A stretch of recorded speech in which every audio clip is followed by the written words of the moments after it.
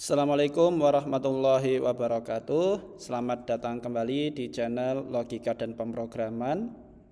Pada video kali ini kita akan membahas mengenai salah satu teknik dalam menganalisis data time series yaitu differencing. Nah, jadi differencing itu adalah sebuah proses mendefinisikan data time series yang baru menggunakan selisih antar nilai pada data time series yang lama. Nah, tujuannya apa sih kita melakukan proses differencing? Untuk membuat data menjadi stasioner. Jadi kalau kita punya data yang tidak stasioner, nah maka dengan melakukan proses differencing dengan order tertentu, nanti akan kita dapatkan data itu jadi data baru yang ternyata stasioner. Lalu gimana prosesnya? Gini, misalkan diberikan data X1, X2, X3 dan seterusnya sampai Xn. Nah, differencing order pertama akan menghasilkan data baru, taruhlah Y2, Y3 sampai Yn. Dengan YT sama dengan XT dikurangi XT-1 atau dinotasikan delta XT. Jadi kan Y2 sama dengan X2 kurangi X1, Y3 sama dengan X3 kurangi X2, Y4 sama dengan X4 kurangi X3 dan seterusnya sampai Yn sama dengan Xn dikurangi Xn-1. Oleh karena itu differencing order pertama pasti datanya akan berkurang satu dari data asli. Nah, bagaimana kalau differencing order kedua? Kalau order kedua ini disimbolkan dengan atau dinotasikan dengan operator ini delta kuadrat itu. Di mana delta kuadrat ini delta 2 xt definisinya adalah delta xt dikurangi delta xt-1. Jadi selisih 1 tapi dari data differencing pertama ya. Nah, secara umum differencing order D itu didefinisikan oleh ini. Delta D xt sama dengan delta D-1 xt kurangi delta D-1 xt-1 ya. Nah, untuk lebih jelasnya mari kita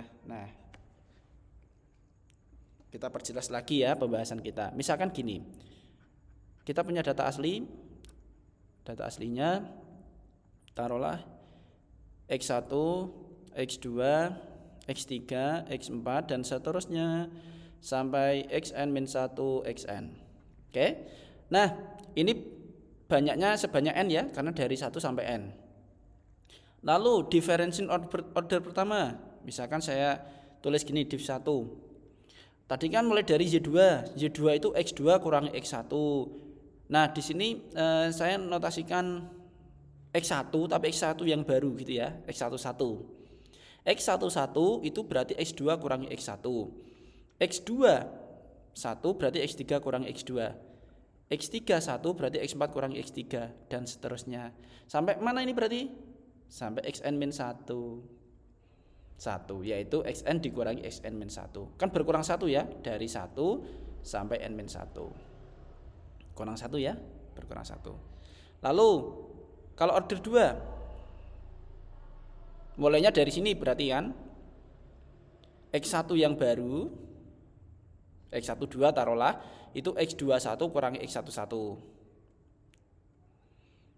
X22 berarti X31 kurangi X21 dan seterusnya. Sini pasti sampai Xn-2. Jumlahnya kan dari 1 sampai N-2 berarti jumlahnya N-2. Berkurang 2 ya kalau dari asal. Ini ada sebanyak N, ini ada sebanyak N-1, ini ada sebanyak N-2. Nah, ordernya maksimal berapa? Order maksimalnya ya berarti D sama dengan N-1 kan? Kalau N-1 berarti nanti ini hanya terakhir saja, hanya satu ya hasilnya ya, X1 saja. Hanya satu nilai saja kalau kita ambil ordernya adalah N-1. Ya. Nah, berarti ini jumlahnya hanya satu datanya. Oke. Nah, nanti cara kerjanya adalah misalkan kalau kita inputnya adalah data asli gini, ini nanti menjadi sebagai input. Ini N-nya nggak usah. Oke, saya gambarkan dari sini. Nah ini, misalkan kita punya input ini dan kita pilih D tertentu gitu. Nah gimana cara bangunnya? Ya lebih mudahnya ya kita satu-satu. Dari 1, 2, 3 urut sampai D yang diinginkan. Kalau D-nya 3, berarti kita cari dulu div 1, lalu cari div 2, lalu cari div 3. Ya, nah untuk lebih jelasnya kita contohkan. Perhatikan. Kalau div 1, ini nanti kita prinsip kerjanya menggunakan array ya, menggunakan vektor. Perhatikan, div 1 kan x1 1, x2 1, x3 1 dan seterusnya sampai xn-1 1. Di mana x1 1 itu x2 kurangi x1. Ini data asli ya berarti. X2 1 itu x3 kurangi x2, ini x4 kurangi x3 dan seterusnya ini sampai xn kurangi xn-1. Ini kan bisa kita tulis dalam pengurangan dua vektor ya.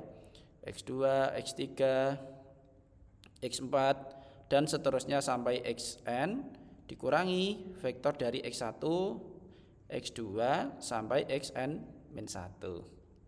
Nah, nanti prinsip kerjanya kita menggunakan array gini vektor seperti ini.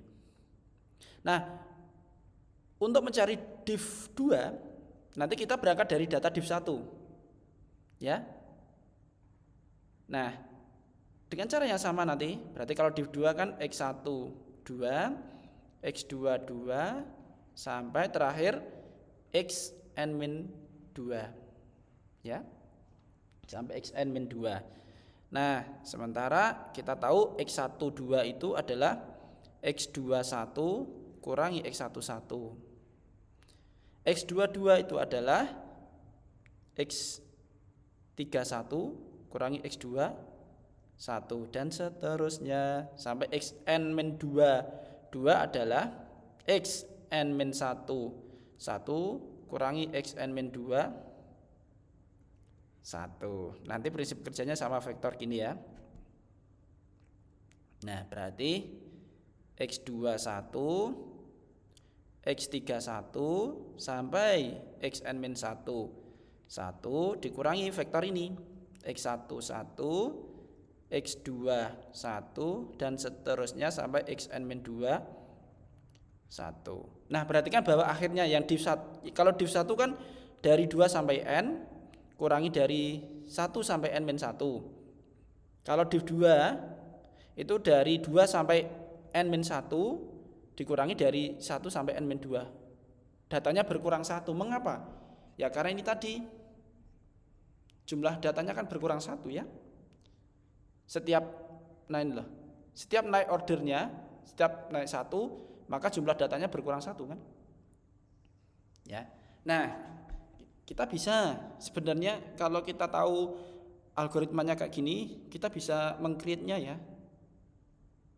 Kita bisa bangun skripnya. Nah, kayak kita langsung saja kita buka R ya, kita gunakan R.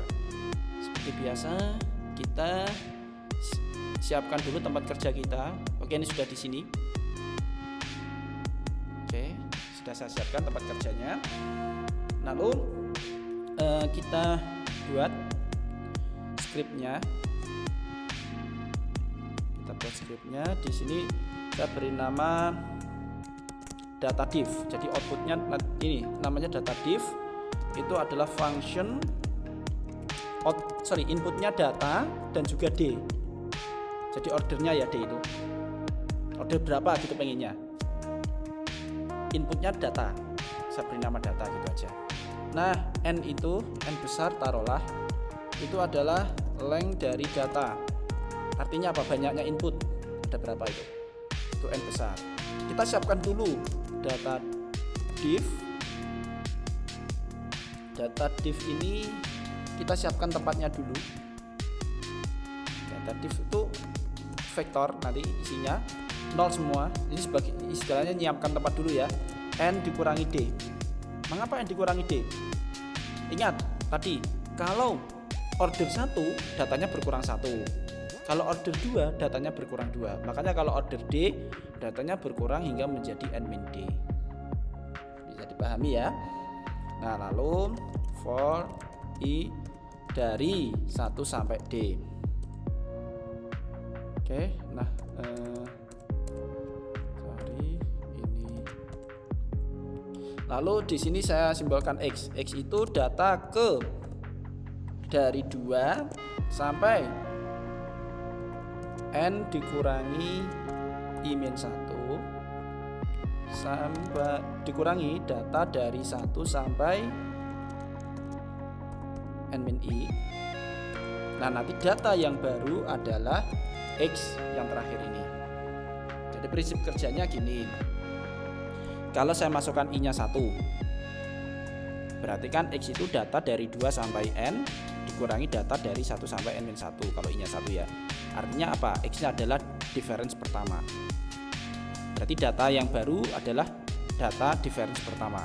Lalu muter lagi, I sama dengan 2. Kalau I-nya sama dengan 2, berarti kita menggunakan data hasil difference pertama kan. Nah, nanti data yang X yang baru adalah data dari 2 sampai N-1 kurangi data dari 1 sampai N-2. Nanti data yang baru adalah data difference kedua. Gitu terus sampai ke D. Nah, bisa dipahami ya. Makanya nanti sampai I yang terakhir adalah I sama dengan D. Berarti nanti yang data diff itu adalah data gini aja, kan data terakhir nanti. Jadi data diff adalah data yang terakhir. Sudah. Kalau ini sudah, kita simpan. Misalkan kita beri nama differencing misalkan ya. Ini nama R-filenya saja, nama R-filenya saja ya. Nah, kemudian untuk memastikan ini benar atau tidak, kita coba dulu di sini. Misalkan kita input datanya itu sembarang aja. 3, 8, 4, misalkan 9, 10, 13, 5 misalkan. Jadi kita punya data ini. Oke, ada berapa ini? 1, 2, 3, 4, 5, 6, 7. Ada 7. Oke. Nah, kita coba diferensikan pertama. Misalkan X1. X1 itu adalah data diff. Jadi cara menggunakan R-filenya gini ya. Jadi data diff inputnya apa? Data, D. Order berapa? Saya misalkan order 1. Nah, jadi X1 pasti jumlahnya tadi 1, 2, 3, 4, 5, 6, 7. Datanya 7, berarti X1 pasti 6. Nah, ada 6 kan? Nah, sekarang gini. Angka 5 dari mana? 8 kurangi 3. Lalu 4 kurangi 8 negatif 4. 9 kurangi 4 5. 10 kurangi 9 1. 13 kurangi 10 3. 5 kurangi 13 negatif 8. Benar ya? Kita coba lagi. Difference kedua. Ya. Data diff dari data ordernya 2.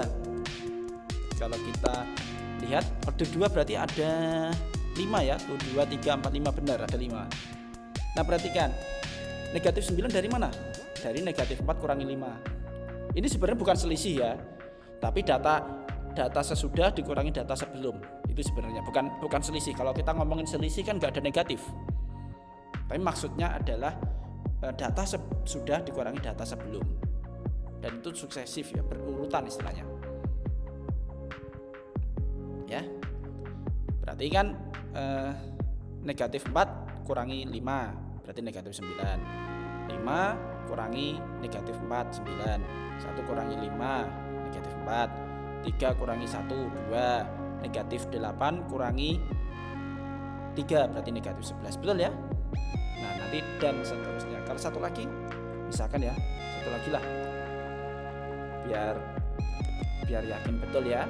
Nah, taruh order 3 berarti nanti tinggal 4 kan? Banyak datanya. Nah, betul 4 ya.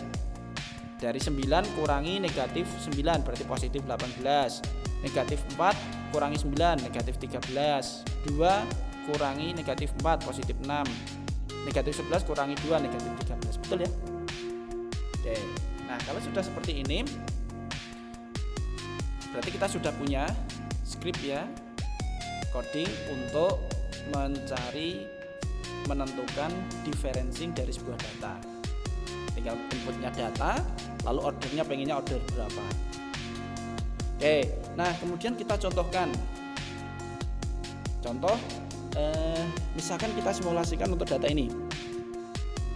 Data penjualan dari anggur Australia yang difortifikasi ya oleh pembuat anggur dalam beberapa kuartal 3 bulanan dari Maret 85 hingga Juni 2014. Ini data ini sudah pernah kita simulasikan di pengenalan dulu kalau nggak salah, pengenalan data time series. Nah nanti teman-teman bagi yang belum melihat videonya silakan dibuka lagi video-video kita ya, khusus pembahasan apalagi ya, khusus pembahasan tentang time series. Nanti silakan dibuka lagi. Nah ini kita sudah punya data ini, Australia wine sales, kita beri nama itu, formatnya CSV. Oke, coba kita dari data itu kita cek dulu stasionaritasnya. Kan ini kan salah satu tujuannya tadi sudah kita sebutkan di awal. Salah satu tujuan differencing adalah menjadikan data yang awalnya tidak stasioner menjadi stasioner. Oke ya. Nah, tentu dengan perubahan ya. Oke. Nah, misalkan kita sudah ada datanya tadi, saya beri nama AWS. Ini mungkin kita bersihkan dulu lah ya. Nah, biar agak. Oke, jadi AWS itu adalah read CSV. Jadi kita baca data CSV. Nama filenya Australia _wine sales. Formatnya apa? .csv. Oke, kita sudah punya data AWS. Kalau ingin lihat AWS tinggal diklik aja. Oke, nah ini. Tulis namanya, di enter udah. Nah, ini kan ada time, ada sales ya. Datanya tuh kalau datanya nilainya ini sales ya, data penjualannya. Oke, berarti data yang mau kita analisa adalah yang AWS tapi yang sales. AWS. Nah, sales gini cara manggilnya. Oke? Makanya kita punya sekarang datanya ini. Nah, data yang penjualan saja yang kita ambil. Nah, lalu kita cek dulu ini stasioner atau tidak. Nah, misalkan data.test. Ini namanya ya. Kita tes menggunakan ADF tes. Ingat, salah satu uji hipotesis ya, uji statistik untuk ngecek stasionaritas data adalah menggunakan ADF tes. Nanti bagi teman-teman yang belum lihat silakan dilihat di video kami yang lain ya, yang tentang stasionaritas. Oke. ADF tes dari data, lalu hipotesis alternatifnya stasioner. Okay. Nah, error in ADF test. Could not find function ADF test. Nah, ADF test itu kan ada di library ya. Ada di library T series ya. Oke, ada di library T series, kita ulangi. Nah, ada ya. Jadi untuk menggunakan komen ADF test kita harus buka dulu library T series. Oke ya. Nah, berarti kan data tesnya gimana? Kita lihat saja data.test. Nah, perhatikan p-value-nya 0,5664. Lebih dari alfa ya. Alfanya kan biasanya 0,5. Jadi kalau p-value lebih dari alfa, lebih dari 0,5, maka H0 gagal ditolak. Kalau H0 gagal ditolak, berarti kita tidak cukup bukti untuk mengatakan bahwa data itu stasioner. Ya, jadi nggak ada bukti untuk mengatakan data itu stasioner. Nah, apakah pasti tidak stasioner? Belum tentu. Tapi biasanya kalau seperti ini biasanya memang tidak stasioner. misalnya ya. Nah, untuk memastikan itu kita bisa gambarkan ACF-nya sih sebenarnya. Yang fungsi autokorelasinya itu loh. Jadi, ACF dari data kan dari data ini ya. Lalu misalkan biar panjangnya ini like-nya kita beri panjangnya 100 lah. Jadi X labelnya adalah like, lalu Y labelnya adalah saya beri nama ACF. Oke. Nah, ini perhatikan. Ini adalah fungsi autokorelasinya dari data penjualan anggur. Kalau kita melihat dari fungsi autokorelasinya, jelas dia tidak menuju nol ya. Dia tidak konvergen ke nol untuk like yang semakin besar. Artinya apa? Artinya ya benar tadi, datanya tidak stasioner. Oke.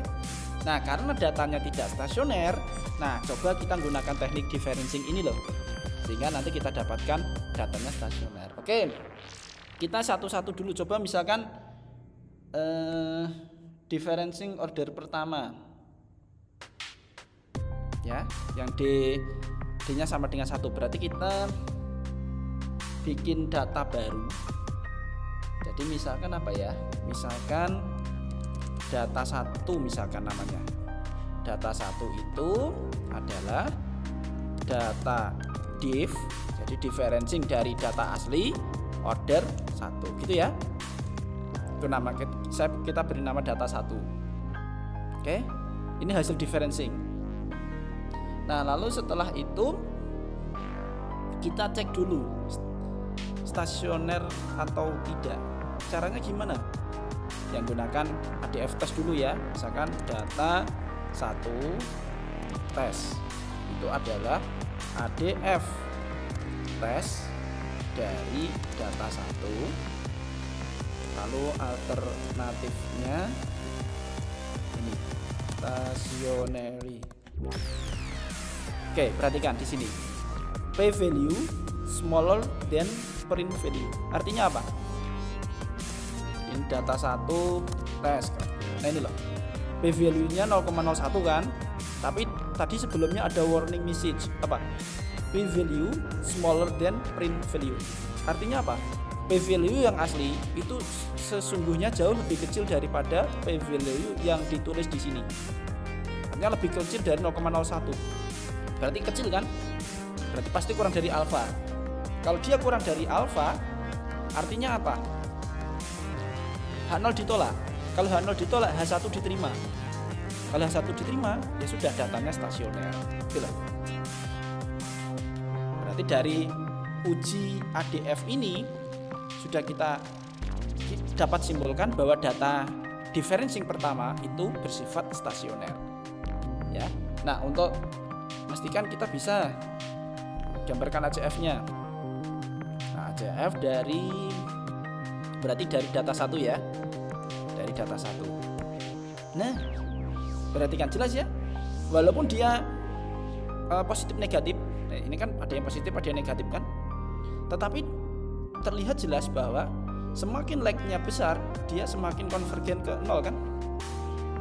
Ya, semakin menuju ke 0, semakin like-nya membesar, maka nilai ACF-nya semakin menuju 0. Nah, ini menunjukkan bahwa data differencing order pertama ini sudah stasioner. Itu ya. Nah, misalkan kalau kita mau melihat, kalau membandingkan ini data aslinya, data hasil differencing order pertama beserta para ACF-nya, kita bisa gambarkan. Misalkan kita siapkan dulu tempatnya ya, var, jadi MF Pro. Jadi saya pengen ada 4 gambar, 4 figur nanti ya, 2 baris 2 kolom. Oke, misalkan batas marginnya. Oke, kita siapkan tempatnya dulu. Lalu kita plot. Yang pertama itu data asli, berarti ini tipenya L line, lalu X labelnya kita kosongkan saja, X labelnya, Y labelnya, misalkan saya beri apa? Data asli gitulah ya. Data asli xt-nya n. Nah, ini terlihat ya. Gambar pertama ini data asli. Lalu gambar kedua yang sebelah kanan saya gambarkan ACF-nya tadi. ACF dari data asli. Nah, lalu plot gambar ketiga saya plot data ini. Data 1, data differencing order pertama tadi loh. Differencing order pertama ya. Berarti data 1 ini aja sama. Tapi di sini jangan, ini berarti data div 1 misalkan lah ya. Saya beri nama itu. Nah, data div 1. Lalu ACF-nya ACF dari data 1. Nah, oke, kita perbesar. Nah, perhatikan teman-teman bisa lihat. Jadi yang kiri atas ini adalah data asli. Sebenarnya cirinya data itu kalau dia tidak stasioner, dia itu ada kecenderungan naik atau ada kecenderungan turun sebetulnya. Itu ciri stasioner, tidak stasioner. Dan ini dikonfirmasi oleh ACF-nya yang kanan atas. Dia nggak menuju nol kan dia tuh. Ya, ini tuh naik turun nanti tuh. Kalau lagi diperpanjang ya kayak gelombang itu, dia nggak konvergen ke nol.